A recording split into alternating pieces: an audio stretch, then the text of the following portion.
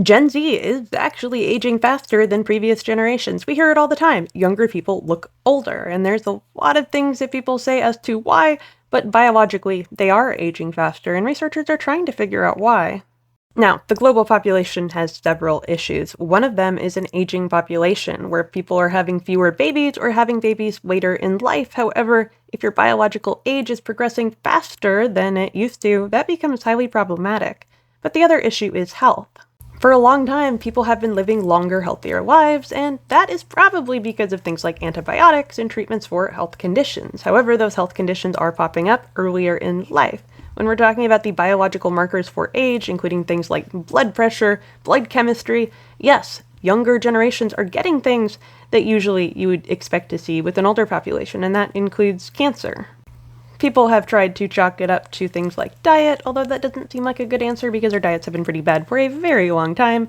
At least we have an FDA. We are talking about long-term studies from multiple countries that have shown progressive changes. So starting in the 1950s, 60s, and 70s, people started aging faster, and it got a lot faster in the 90s. The one big change that we could point to is technology. This is why insomnia is thought to be a huge factor. And of course, it could also be stress.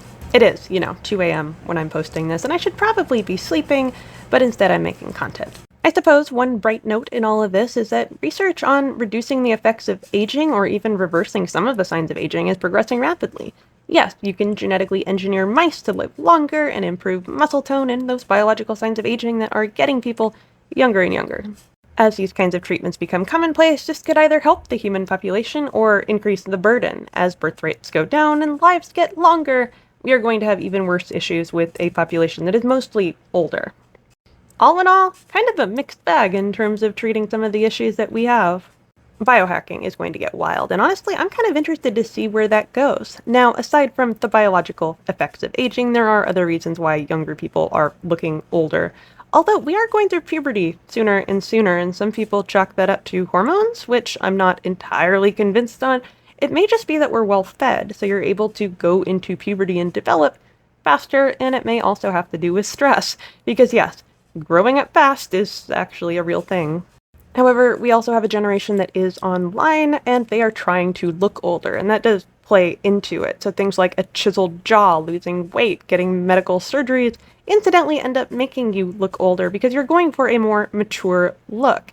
Things like buccal fat removal does make you look older. Most of the time, if you had that kind of jawline, you would have to be very thin or be born with it. But now we live in a society where you can recreate it.